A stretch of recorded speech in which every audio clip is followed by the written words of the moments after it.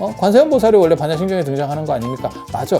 근데 이 반야신경은 반야부가 총 나중에 600권까지 올라가요. 이렇게 엄청난 장편이거든요. 그런데 그 중에서 핵심을 관취해서 공식으로 만들어 놓은 게 반야신경이야. 그런데 놀랍게도 이 원판에는 관세음 보살이 없어.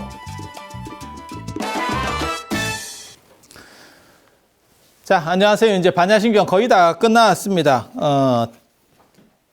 누가 댓글에 그렇게 달았던데? 이거,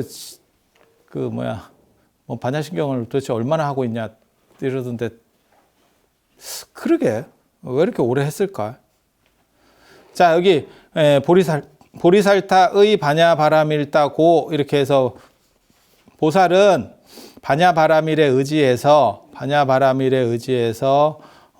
신무가에 무가해고 무유공포 원리전도몽상 그렇게 해서 마음에 걸림이 없고 무가해라고 하는 게 가해라고 하는 게 가가 걸림이고 애가 장애예요. 그래서 걸림과 장애가 없고 그러니까 잘 이렇게 그 다음에 무가해고 걸림과 장애가 없으니까 모든 공포로부터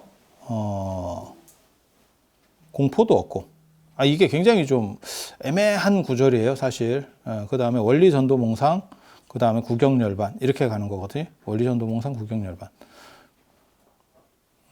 그래서 전도라고 하는 것은 뒤집어졌다라고 하는 거고 뒤집어진 것들을 전부 문제를 해결하고 그렇게 해서 완전한 열반에 들어간다. 구경열반. 이렇게 되는 건데 이게 조금 애매한 게 여기서 심자가 나오는 것도 이게 원문에도 이 심자가 있는데 왜 심이 나오는가에 대해서도 제가 개인적으로는 사실 정확한 납득이 잘 안 가고 왜냐하면 인도에서는 심에 대한 생각이 별로 없어요.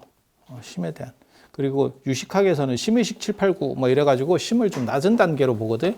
그래서 중국 철학에서 말하는 중국 불교에서 말하는 마음 심자하고 틀립니다. 이게. 예. 그래서 왜 심으로다가 전환되고 있었나? 인도 철학도 유심주의 쪽에 대한 비중이 커지고 있었나를 한 가지 생각해 볼 수 있는 정도를 한번 추론해 볼 수 있고, 아무튼 약간 복잡한 쪽이에요. 그리고 원문에 보면 흐림도 없고 흐림이 없는 맑은 마음이라는 뜻이거든요. 신무가해고가 신무가해, 그러니까는 장애가 없다라고 하는 게 우리는 무가해를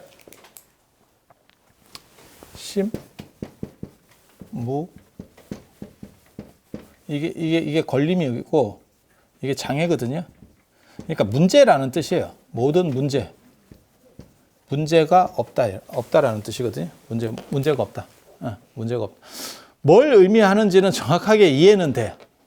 정확하게 이해는 되거든요. 그 정확하게 이해되는 게 뭐냐면 이 세상을 꿈이라고 보면 꿈 매트릭스 이런 식으로 생각을 하면 모든 것은 실체가 없기 때문에 그 꿈속에서 있는 나나 그 다음에 어떤 대상 여러분들이나 안 그러면 책상 볼펜 그 다음에 나무 집 할 거 없이 다 실체가 없기 때문에 이것들은 정확하게 말하면 다 대등관계예요. 다 대등관계. 그건 계속 앞에서 얘기했었던 거고 여기서 나는 특수관계 아닙니까? 라고 생각할지 모르지만 나도 꿈을 꾸다 보면 뭐가 있냐면 내가 옮겨가는 것도 있어요. 그런 거 혹시 경험해 보셨어요? 이게 되게 재밌는 건데 이게 난 줄 알았는데 어떤 대상들하고 이렇게 얘기하다 보면 어느 순간에 저쪽에 대한 집착심이 강해지면 저게 내가 돼.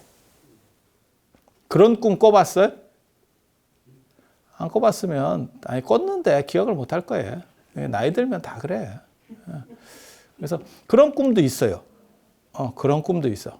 그래서 내가 이게 이제 이런 건 이제 무생물이니까 그렇게는 안 되겠지만 생물이면 그 생물로다가 내가 넘어가는 거예요. 혹시 그런 거 모르세요? 화장실 갔다 올 때도 그러지 않아요? 자다가 예를 들어서 화장실에 잠깐 갔는데 기어갔다 와가지고 꿈에 안 깨. 그래서 다시 자면 내가 원래 주인공이 이거였는데 그 다음 주인공은 이거야. 그게 옮겨가는 거예요. 그래서 얘네들이 사실은 다 대등관계라고 보시면 되거든요. 그게 왜 그러냐면 고정불변한 실체가 없고 모든 것은 변화하기 때문에 그게 반야바라밀이거든요. 실체가 없다. 그래서 이런 것들이 다 대등관계라는 거를 본질적으로 이해하고 있으면 그러면 장애는 없다는 거예요. 그 안에서 나를 구속하고 나를 괴롭히고 할 만한 것들이 본질적으로 존재하지 않아. 사실은 그 뜻이에요. 현상적으로는 존재하는데 현상적으로는 싫은 놈도 있고 좋은 놈 있고 뭐 다 있겠지. 지금 현대 우리가 사는 것처럼 지금 현실에서 우리가 사는 것처럼. 하지만 그것에 본질적 실체가 없다라고 생각하면 그 본질의 입장에서는 걸릴 게 없는 거죠. 사실은 그걸 얘기하려는 거예요. 그걸 얘기하는 거예요. 그래서 흐림이라고 하는 불투명성만 없으면 전부 다 맑아. 그 개성 중에 그거 있는데 만리무음 만리천. 만리에 구름이 없으면 만리가 다 하늘이래. 그러니까 이 하늘에 구름이 없으면 전체가 다 하늘인 거지. 거기 구름이 있어서 차등이 생기는 거거든. 그래서 그런 얘기예요. 그렇게 해서 걸림이 없으면 공포도 없지. 왜냐하면 대상이 싫어하고 미워하고라고 하는 현상이 있는 거고, 현상에는 싫고 좋고, 그 다음에 본질에서는 이러한 것들이 다 대등관계가 되는 거지. 차등이 없지. 그래서 장애가 없어지는 거고, 일체의 장애가 없어지는, 모든 문제들은 다 없어지는 거고, 문제가 없으면 공포심이라고 할 만한 것도 없지. 거기서는 깨달아야겠다, 깨닫지 않아야겠다라고 하는 생각 자체가 없으니까. 사실 반야신경에서 제가 보기에는 제일 어려운 거는 사실은 여기서 심자가 왜 나오느냐라고 하는 거고, 그 다음에 나중에 이제 뒤에 가면 진실불어라는 거거든요. 진실불어. 진실불어라고 하는 것은 진실에서 허망하지 않다. 이제 그거거든요. 그게 이제 공사상이나 변화에서 제가 늘상 얘기하는 거 있어요. 변화에서 모든 것은 변화한다. 그 변화한다는 그것은 변화하지 않느냐, 변화하느냐의 문제예요. 이것은 변화하지 않느냐, 변화하느냐의 문제.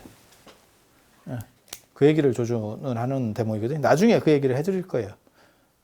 그리고 여기다가 한 가지 더 얘기를 해주면 약간 좀 이건 다른 얘기예요. 이거는 좀 어려운, 지금 얘기한 이 심자 나오는 거하고 진실불어 부분은 사실 철학적으로 조금 복잡한 얘기고, 요거 말고 그냥 표면적으로 약간 이질성을 가지는 부분은 뭐냐면 관세음보살이 등장하는 거라고 보시면 돼요. 관세음보살이 원래 반야신경에 등장하는 거 아닙니까? 맞아요. 맞아. 근데 이 반야신경은 반야사상의 핵심 경전이라는 뜻이거든요. 반야부의 핵심 경전. 그러니까는 반야부가 총 나중에 600권까지 올라가요. 이렇게 엄청난 장편이거든요. 그런데 그 중에서 핵심을 관취해서 공식으로 만들어 놓은 게 반야신경이야. 그런데 놀랍게도 이 원판에는 관세음보살이 없어. 관세음보살이 안 나온다니까. 각각의 경전마다 나오는 보살들이 있어요.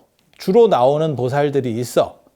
그런데 이쪽에는 관세음보살이 없어. 그런데 요약본에만 지금 관세음보살이 나오는 그 문제도 되게 재밌어.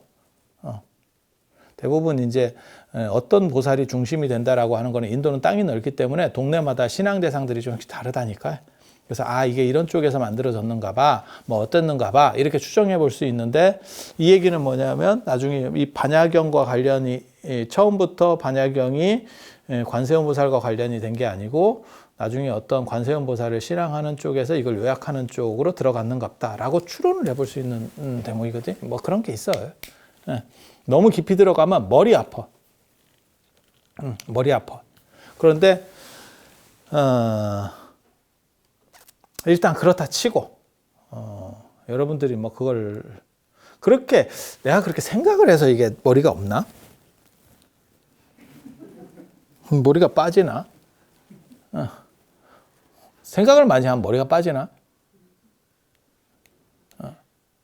우리 집이 원래 대머리인데, 제가 전에 그런 얘기 했잖아요. 나는 대머리를 극복하기 위해서 선제적으로 밀었다. 그래서 대머리라는 그게 이게 잘 드러나지 않는다.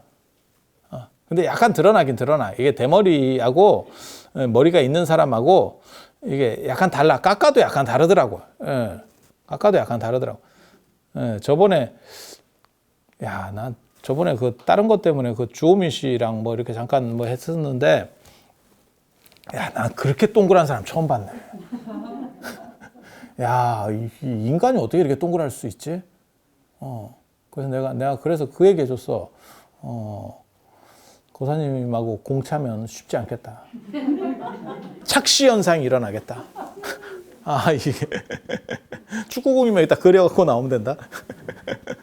몰라. 아무튼 그냥 뭐 그런 정도 생각을 하시면 되고, 그래서 무가에고라고 하는 것은 이 본질의 관점에서 보면, 반야의 관점에서 보면, 반야 공의 관점에서 보면 실제로는 장애될 것도 없고 차등이라고 할 만한 것도 없고, 여기서 잘 알아야 될 거는, 그렇기 때문에 모든 것은 다 균질하다가 아니에요.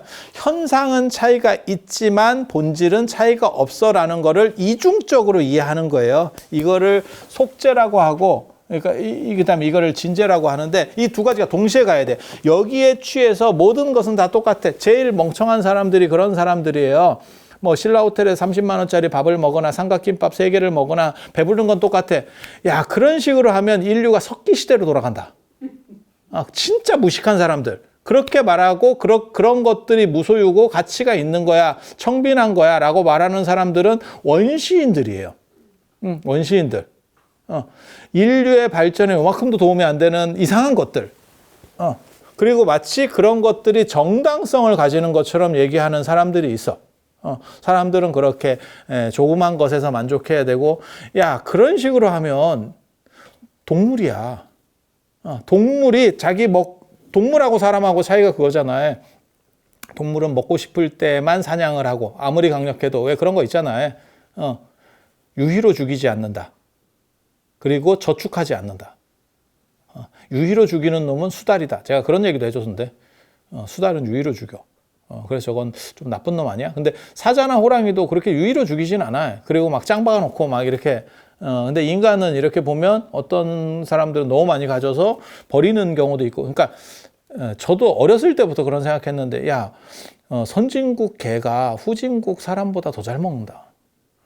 그걸 제가 어렸을 때 생각을 했는데, 지금 오늘날 보면 실제로 오늘날 한국 안에서도 그게 일어나죠. 그러니까 가난한 사람보다 잘 사는 집 개가 더 의료 혜택도 잘 받고, 그 다음에 더 잘 먹고, 그 다음에 거기에 소요되는 비용이 더 많아. 그게 저 어렸을 때만 하더라도 그거는 선진국 이야기고, 그 다음에 후진국으로 이렇게 대비해야 되는데, 지금은 우리 현대 사회 안에 우리가 살고 있는 이 대한민국 안에 그게 동시에 공존하고 있다니까요. 네. 그래서 개 병원비가 몇백만 원씩 나와요도 있어. 그리고 개가 진짜 잘 먹어요. 그러고 보면. 그래서 저 유튜브나 이런 데 보면 개한테 뭐 스테이크 해주고 뭐 이런 거, 개를 위한 조리야. 별놈이 다 있어. 별놈이 다 있어. 그거를 뭐 그러니까 잘못됐어요 라고 하는 게 아니고, 인간은 아니면 문화가 어느 정도 축적되면 그게 당연하다라고 나는 생각을 하는 거예요. 그게 문제가 있다라고 얘기하는 게 아니고. 그리고 여러분들도 사실 그 문제를 가지고 있어. 그렇게 개처럼 많이 가지고 있지는 않지만, 개와 인간의 차이처럼 개입이 크진 않지만 가지고 있어. 그게 뭐냐면, 내 자식은 남의 자식보다, 남의 자식이 더 이 자리에 합당해. 어떤 뭐 직장을 뽑거나 이랬을 때 더 합당해. 그래도 어떻게 해서든 뭘 줄을 대든 뭘 어떻게 하든 내 자식을 넣고 싶은 거지. 그 차이가 그거랑 논리적 차이가 약간은 다르지만 사실은 그 연장선상에 있는 거예요. 내 거랑 관련된 거에 대해서 더 우선권을 가지고, 그 다음에 그런 부분이죠. 그래서 어떤 사람은 굶더라도 어떤 사람은 썩어도 안 푸는 경우도 있어요. 지금도 마찬가지잖아요. 코로나 끝나고 원자재 난들이 일어나는 게 단순히 원자재가 부족한 부분도 있지만, 오를 것 같다 이러니까 사재기지. 허생전에 허생이 나타난 거예요. 지금 세계적 허생들이 나타나면서 문제가 벌어지고 있는 거죠. 그래서 제가 그런 얘기 했잖아요. 그것을 꼭 나쁘다고 할 거냐? 아니, 자본주의는 계속 그거를 권장해 왔고, 이 문화가, 이 문명이, 인류의 문명이 발전하는 게 사실은 그런 식으로 발전해 온 거야.